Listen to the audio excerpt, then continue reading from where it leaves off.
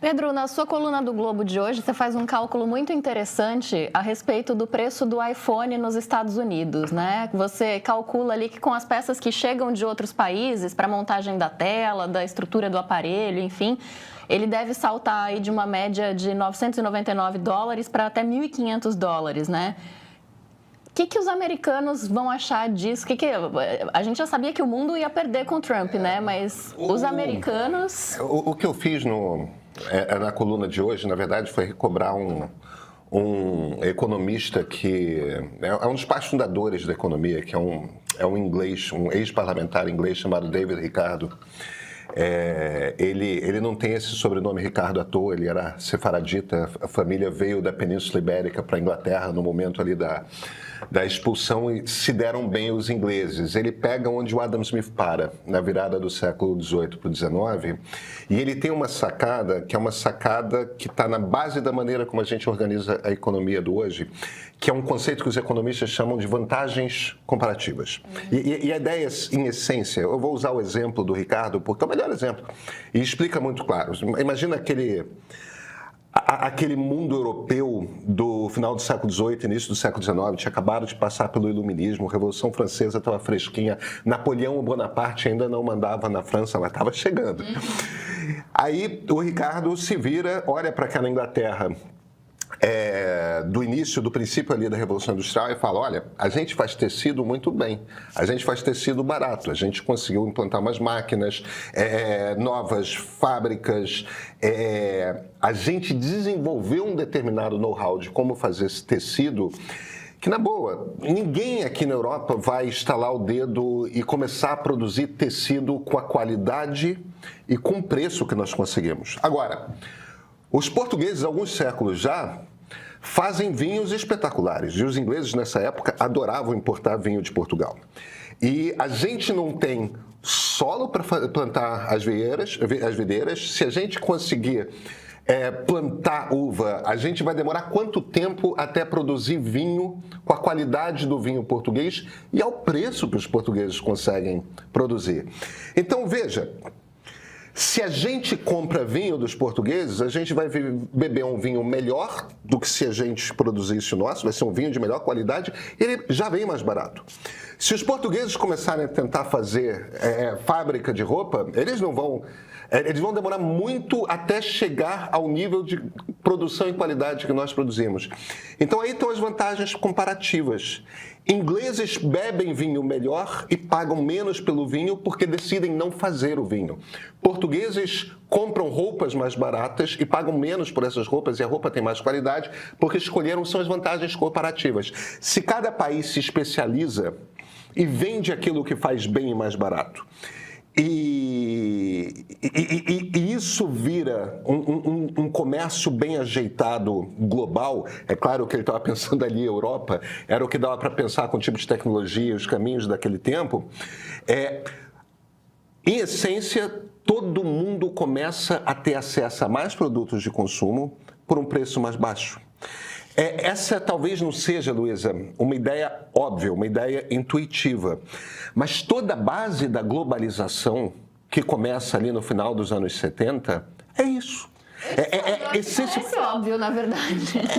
Bem, aí a gente tem que ter uma conversa com o presidente americano Donald Trump, né? Pode ser que não seja para ele, mas parece uma coisa óbvia. Mas não é uma ideia nova. E aí eu quero bater em algumas teclas em particular que as pessoas confundem as coisas. Veja, a globalização enriqueceu o mundo e a globalização tirou uma quantidade abissal de pessoas da miséria. Para você ter uma noção, o número de pessoas abaixo da linha da pobreza no mundo, em 1990, estava na base de 22%. 22% da população mundial vivia abaixo da linha da miséria em 1990. Hoje, é menos que 9% da população. A gente está falando em números absolutos de pessoas que deixaram a linha da pobreza entre 1990 e 2023, que são os últimos números da ONU. A gente está falando de 1,2 bilhão de pessoas que não passam fome mais, em essência, não passam mais fome. Então, essa ideia de que a globalização ferrou as pessoas não é verdade. A globalização produziu dois efeitos que são relevantes e têm muito impacto. Um é desigualdade. A diferença entre os mais ricos e todo o resto aumentou. Isso é verdade. Mas, Luísa, a maneira de você resolver isso é com política tributária, é cobrando imposto, é aumentando imposto de rico. Entendeu? E fazendo políticas de redistribuição, de como é que você faz com que esse dinheiro chegue nas pessoas que precisam mais. Outro problema é que esse processo, não só de globalização, porque globalização aconteceu em conjunto com outros dois fenômenos, que é o da automação industrial, robô na indústria, e da digitalização de tudo, né? Essas três coisas aconteceram ao mesmo tempo de 1990 para cá. O resultado total é que emprego industrial, emprego para homem com ensino médio, despencou. Não existem mais esses empregos e eles existem cada vez menos. É muito fácil para um cara como Trump, para um cara como Bolsonaro, para muitos desses populistas de direita, falar, você não tem mais emprego porque as indústrias foram para a China. Não é por causa disso. Tinha um secretário americano ontem na televisão americana falando que ia voltar a ter fábrica nos Estados Unidos com americana apertando o microparafuso para fechar iPhone. iPhone não tem parafuso dentro. É tudo colado e é tudo montado por robô. Não tem operário fazendo iPhone. E isso é uma das coisas que eu acho que as pessoas têm uma certa dificuldade de entender. Os empregos, de fato, para operário diminuíram muito. E a gente tem um problema no mundo ocidental, não é só no mundo ocidental, no mundo todo, mas no mundo ocidental afeta muitas democracias hoje, que você tem essa legião de homens com ensino médio que estão com pouca oportunidade de trabalho. A gente precisa, de fato, de políticas públicas para atacar isso. Mas não é fechando o comércio global, entende? E isso que eu acho que é um bocado aflitivo a respeito dessa situação, porque os remédios que Donald Trump está apresentando não resolvem nenhum dos dois problemas que a globalização de fato resolveu, atacou, criou, e danificam um troço que é o troço positivo, que é o comércio aberto entre as nações, e esse fluxo de produtos pelo mundo todo que enriqueceu o mundo, que tirou as pessoas da miséria, que deu acesso a produtos de consumo a uma quantidade grande de pessoas. Agora, esse efeito para o mundo, ele fica muito claro. Agora, eu fico muito curiosa e observo para saber quanto tempo vai demorar para cair a ficha dos americanos, né? Porque você falou dos porta-vozes do governo indo às emissoras de TV e tentando dar explicações e dizendo que os trabalhadores americanos vão voltar a apertar os parafusos do iPhone. Eles estão fazendo esse esforço, mas eu não sei até que momento eles vão conseguir convencer a população ou manter a população americana tranquila diante disso, né? Quando os preços começarem a explodir, o que pode acontecer ali? Pois é, tem esse impacto econômico duvidoso, mas a gente tem que lembrar que também tem um impacto político, né? Donald Trump não está escalando nessa política de confronto tributário à toa, né? Então, existe uma resposta a uma demanda de um eleitorado americano que esse eleitorado, Pedro, de certa forma, perdeu, né? Eu lembro, por exemplo... eu estou falando desses homens de ensino médio, né? Exato. Eu me lembro, por exemplo, quando eu morei em Michigan, eu fui professor da Michigan State University por 7 anos. Então, eu vivi de 2005... Excelente universidade. Pois é, eu vivi de 2005 a 2011 lá. E eu peguei justamente o momento em que a indústria automobilística americana, que tinha em Michigan como sua principal referência, Detroit, em decadência, né? Então, lembra que toda essa indústria, ela empregava milhares de pessoas, né? E esse trabalhador, ele de uma hora para outra, ele foi desempregado. Várias fábricas, várias cidades, inclusive Detroit, que você mencionou, viraram cidades fantasmas. Então, essa galera, ela teve uma redução importante, não só de de perda no presente, mas, como você bem destacou, de reinserção no mercado de trabalho, no futuro.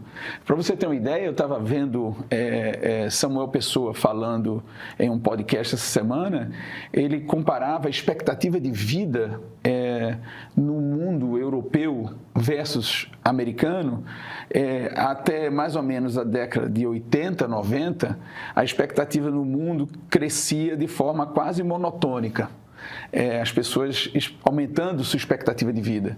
Mas depois dessa crise de 2008, especialmente expressada com a falência de várias dessas indústrias americanas, a expectativa de vida do americano médio parou de crescer, certo? Então, as pessoas estão morrendo mais cedo nos Estados Unidos.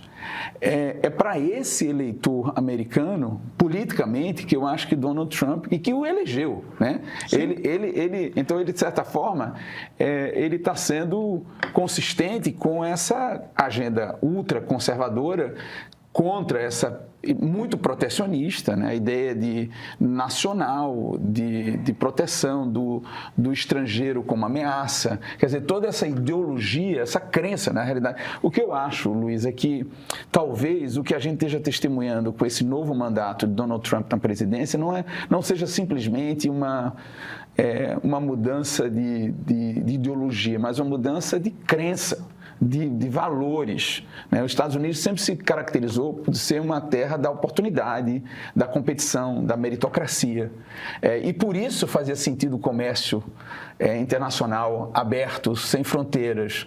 Mas eu acho que o Donald Trump representa justamente uma tentativa de proteção, de tentar criar essas barreiras. E talvez no curto prazo isso renda politicamente muito, eu não sei o custo econômico, como você destacou, mas do custo político, talvez traga dividendos importantíssimos para essa direita conservadora, porque pode alimentar ideologicamente e com essa crença de que os Estados Unidos está sob ameaça, está sendo maltratado por outros países que não têm uma equivalência de tarifas e tudo mais. Quer dizer, tudo pode fazer muito sentido para esse eleitorado conservador e isso se perpetuar por mais tempo, né?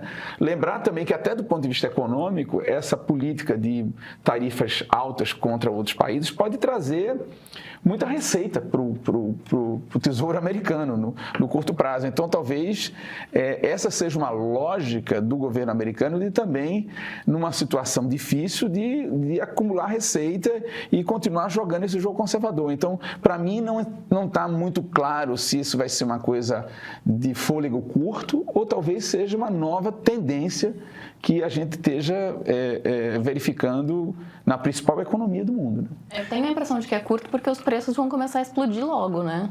Pois é, mas talvez as pessoas estejam dispostas a pagar isso em função desse novo valor, dessa nova crença de uns Estados Unidos grande novamente, ou supostamente grande novamente. Essa ideologia que vai ser vendida. Então, eu acho que vai ter essa disputa entre a realidade econômica cotidiana. Só dando um exemplo agora que eu visitei a Califórnia e Texas recentemente, fui dar uma palestra tanto lá na Universidade da Califórnia, San Diego, como em Austin, e o meu voo de volta atrasou em Austin para o Brasil e eu fiquei 4 horas no avião, no aeroporto lá de Austin, e conheci alguns texanos tradicionais, conservadores, republicanos, que votaram em Donald Trump para a presidência na expectativa de que ele fosse representar esse interesse.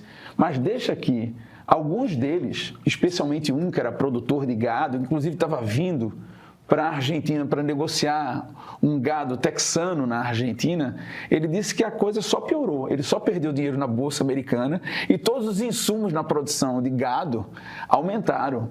Então, essa base eleitoral de Trump, eu só tive esse exemplo de 3 ou 4 que eu estava conversando ali, que não é representativo, mas pessoas que declaradamente votaram no presidente Trump, mas que já mostravam o que você identificou, ou seja, uma dificuldade de continuar apoiando diante das perdas econômicas no presente. Quer dizer, são empresários do mercado agropecuário que estavam perdendo com essa política protecionista. Então, vai ser essa que não está claro ainda como ele vai lidar com essa perda no curto prazo versus um ganho maior, entendeu? No fim das contas, a lógica ele está mexendo em tantas peças simultaneamente da economia que a gente, é muito difícil, como esse é um jogo dinâmico, é muito difícil a gente calcular qual vai ser o efeito na economia e quando. A tendência é para baixo? Mas se for uma tendência para baixo ao longo de 5 anos, não vai afetar o Trump. Se for uma tendência para baixo em 6 meses, vai afetar muito o Trump. Então, como é que é o somatório desse jogo? É um mundo polarizado. Então, a alternativa que é colocada é uma alternativa liberal, uma alternativa que já foi recentemente rejeitada nas urnas pelo eleitor americano. Então, assim, ainda no curto prazo, está muito próximo à experiência do governo Biden para esses eleitores. Então, ele tem esse trade-off, tem esse cálculo que não está muito claro qual vai ser o resultado, né?